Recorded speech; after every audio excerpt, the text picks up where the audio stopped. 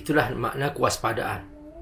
Jadi kalau kita diajarkan dalam agama, teman-teman semua, ayo ngaji bersama Abi Amir dalam program Memahami Islam hanya di FAT TV.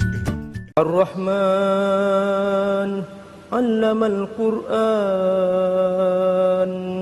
khalaqal insan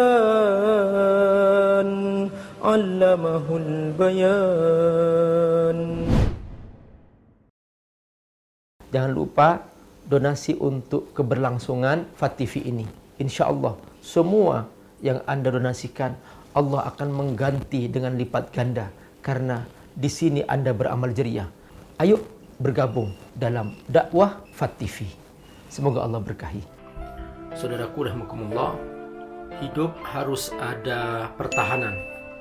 Karena kita tidak cukup hanya sekedar berbuat baik saja, tetapi di saat yang sama kita juga harus waspada. Tubuh kita harus kita juga jaga dengan cara kita membangun kekebalan tubuh kita. Karena yang namanya penyakit, bakteri menyerang kapan saja. Oleh karena itu Allah Subhanahu wa ta'ala membekali kita kekebalan. Orang yang tidak kebal mudah sakit. Itulah makna kewaspadaan. Jadi kalau kita diajarkan dalam agama agar kita menjaga kesehatan, agar kita berolahraga, ini semua dalam rangka kita mempunyai kekebalan. Sebab yang namanya penyakit itu bisa menyerang di waktu yang kita tidak sadar. Kita diajarkan agar menjaga makan supaya tubuh kita ini tidak rentan penyakit. Makanya kita diajarkan berpuasa. Kalau kita berlebihan harta, diajarkan berbagi. Itu semua supaya kita tidak berlebih-lebihan dalam menyikapi tubuh kita. Sebab tubuh kita ini ada kapasitasnya, bahwa kita harus menyikapinya dengan realistis. Tidak mungkin seorang karena punya harta berlebih lalu kemudian dia menikmati sendiri, makan apa saja, bersenang-senang apa saja. Tidak mungkin. Justru ketika dia berlebihan memberikan hak tubuhnya di luar kemampuannya, maka dia telah merusak dirinya sendiri. Juga orang yang berlebihan memikul beban kekayaannya lalu dia tidak berbagi, dia telah merusak dirinya sendiri.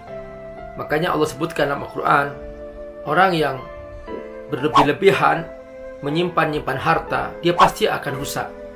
Alladzi jama'a malahu wa 'adada yahsabu anna malahu akhlada. Dialah orang yang kata Allah akan terkena penyakit dengki, hasud, mengejek orang lain, dan terus dalam permusuhan karena dia suka menyimpan harta dan tidak membantu orang lain. Itulah kewaspadaan. Kita diajarkan seperti itu dalam agama. Nah, kalau kita punya laptop, kita harus waspada. Kita install antivirus, sebab virus datang kapan saja. Kita punya iman, kita harus selalu bentengi iman ini dengan membaca doa di pagi hari, doa di sore hari. Itulah yang dikenal dengan doa pagi sore. Alhamdulillah Abi sudah menyiapkan buku saku namanya Benteng Diri. Ini teman-teman bagus banget, ini buku untuk teman-teman bisa jadikan pegangan, karena hidup ini intinya dua, yaitu zikir, amal soleh.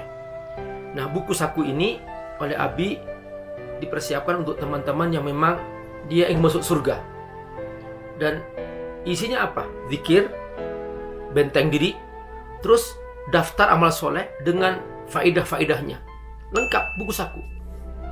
Kalau kita checklist mengamalkan semua itu, amal masuk surga. Sudah. Masuk saku, masuk surga. Inilah handbook benteng diri. Nah, teman-teman semua, dalam surah Al-Bayyinah ini, di antara tujuan Al-Quran adalah memberitahukan bahwa tidak cukup kamu hanya jadi orang baik, tapi kamu juga harus waspada. Di sekitarmu banyak orang-orang yang dia, kata Allah, aku tahu, dia tidak bisa berbahasa basi, tapi dia juga adalah tidak akan pernah menerima kehadiranmu sampai kapanpun.